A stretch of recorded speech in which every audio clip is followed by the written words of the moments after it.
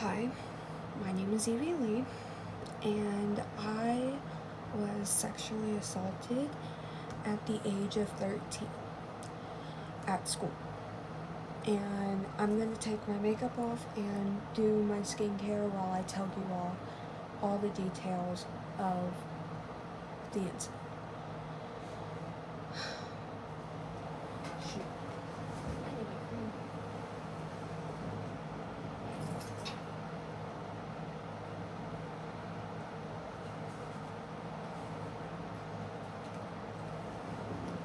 Okay, I'm back.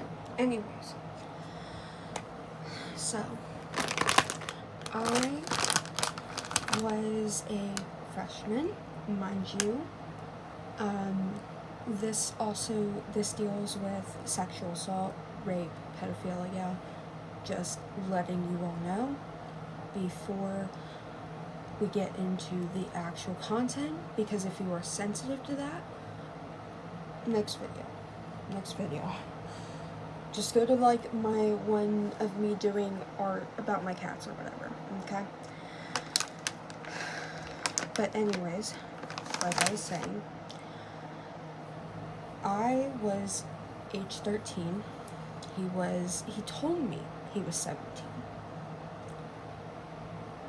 Which was a lie, because he was actually 18. So I was under the impression that, well, oh yeah, 4-year age difference, not that big a deal to a naive freshman like me. But then my friend comes and tells me, like, a couple years later, saying that he was 18. 18. 1-8. And I was befuddled. I was like, there's no way he told me he was 17. And she was like, no, girl, he was 18. And I'm not going to put the guy's name out there, because number one, he's dead. He died. And I want to say that he died because he had mental problems, and mental problems can lead from one thing to another, and then you know yourself. So now it's time to tell the actual story of what happened. So, boyfriend at the time, me and him, boyfriend and girlfriend, okay? Okay. Just getting it out of the way.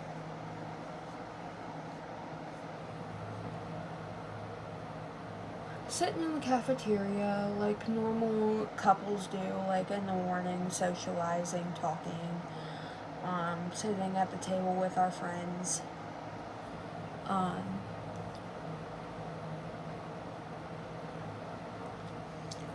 And then, all of a sudden, and for some odd reason, this man, he touches my thigh. You know, he starts touching my thigh, like rubbing it, whatever, you know. But then he goes to my, to that area, and he starts rubbing it. And then he starts whispering, like, basically sweet nothings in my ear, because this man did not actually love me. He was not very mature, and I realized that a little too late. But anyways, I digress.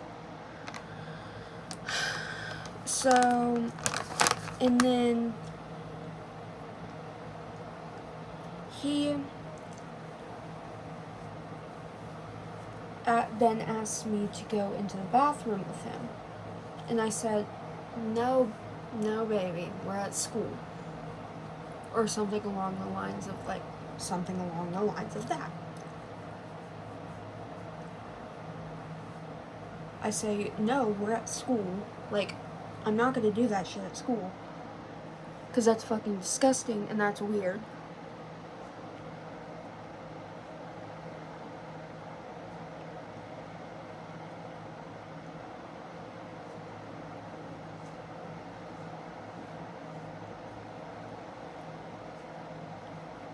So, basically, I say no, of course, like any responsible child would. Then, I go to the counselor because I'm having, like, kind of a mental breakdown. I'm having a meltdown because I'm autistic. I have autism, if you guys couldn't tell. But basically, I start crying to the counselor saying this, that, and the third, and then that's whenever I say it. My boyfriend touched me unconsensually. And then that's whenever the case started.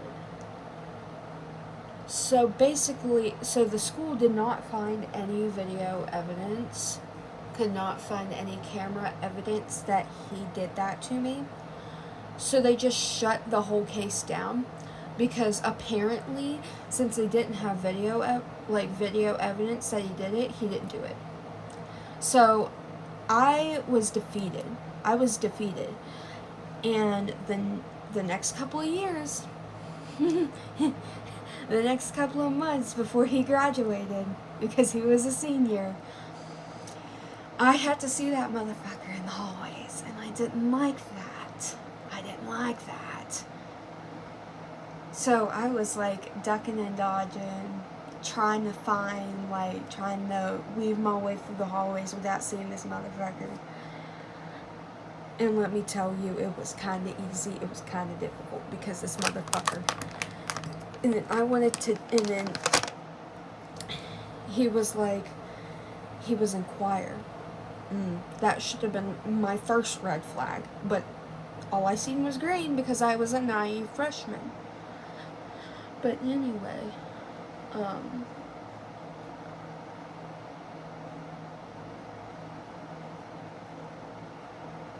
but all I seen was green flags because I was a naive freshman who was blinded by love, because I am a lover girl, and that's all I could see was love. He was giving me little gifts and stuff. Very materialistic relationship, if you ask me. But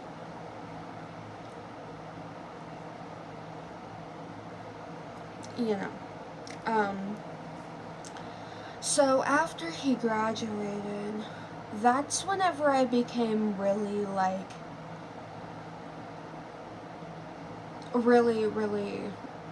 I became more confident, because then I realized that I could get any chopped man I wanted. I could get any chopped man with trauma that I wanted. But I didn't, because I have restraint and I have decency. But, there's a big but. I find that the only reason I got with this man is because I had father figure issues and my mental health and my body image wasn't great. I had body image issues, I had father figure issues, and I was struggling mentally. And I felt like, having a boyfriend would probably fix my problems. It made them worse because he is older than me. But anyway,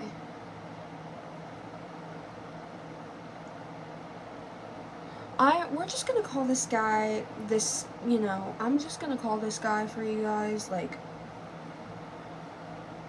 Anthony. We're gonna call him Anthony, just so that way, you guys won't go find his grave and harass it. That's even if he has a grave.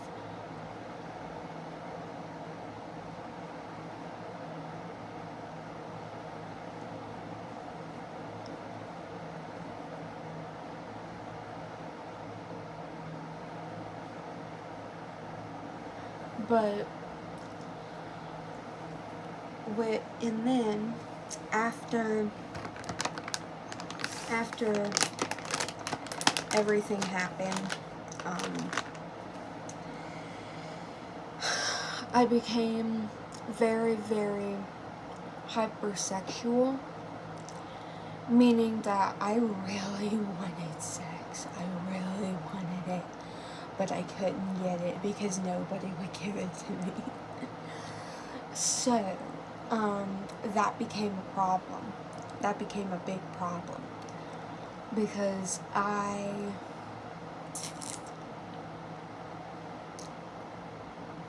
that became a really big problem because I was young and innocent and stupid. And then I started to have a porn addiction. I had a porn addiction to fill the void of sex that I didn't get because I was a literal loser. Because I was a loser.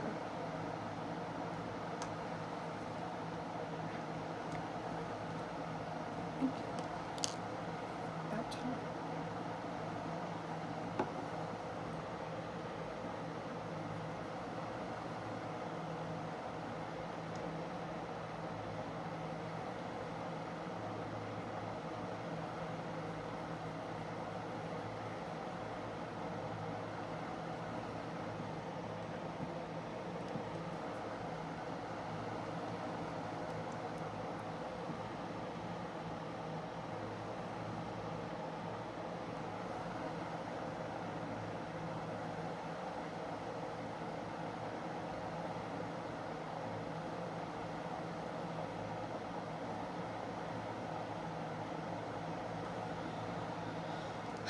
But my mom does not know that I developed a porn addiction after the event. She doesn't know about the porn addiction that I developed to, almost soothe that nerve. And I had an obsession with, not safe for work audios. I had a big obsession with that because it was filling the void of sex that I did not get. And I did not get sex until I met my current boyfriend. So it really, this event really fucked me up.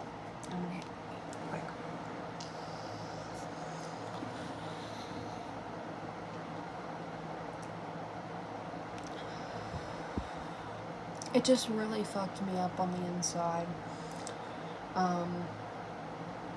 And I resorted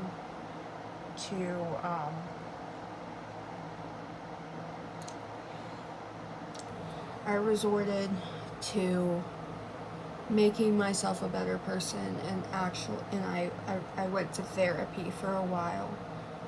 And it was actually really nice having a person to talk to about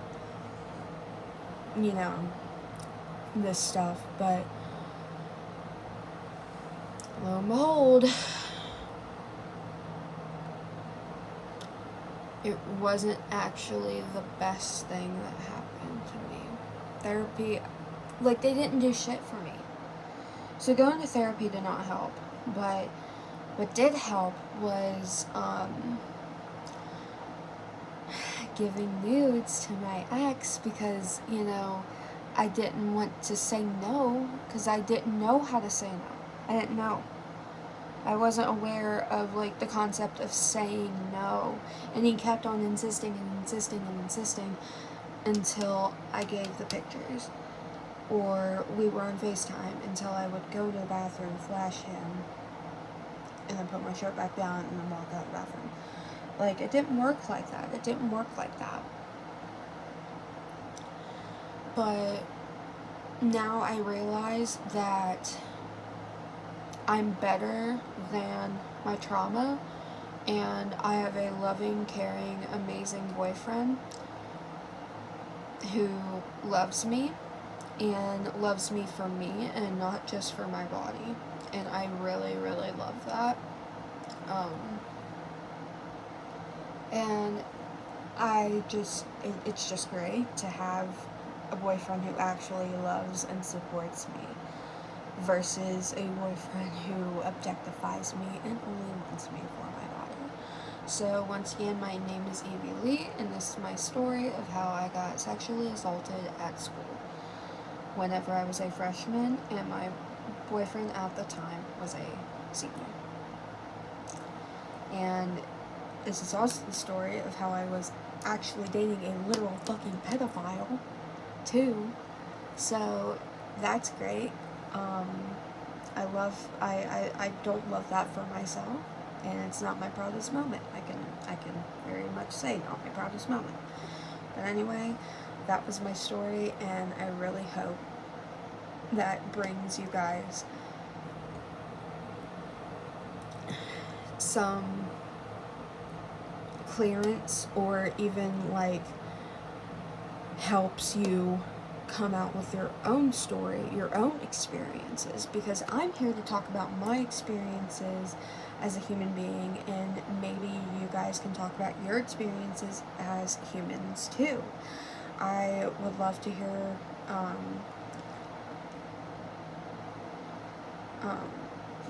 I would love to see if you actually like share a similar experience, because we could possibly bond over that, or maybe we could start a support group. I would love to start my own support group, to where we can just have open-ended discussions and talk about matters such as this, because really, shit like this should not be happening to anyone. Man or woman, it doesn't matter. It shouldn't happen to fucking anyone. Man, woman, child, I do not give a fuck. It should not happen to anyone, because this is no laughing matter. It's no laughing matter. It should be discussed, and it should not happen to anyone. So once again, my name is Evie Lee, and that's my story. And I'm so glad that I could share it with you guys.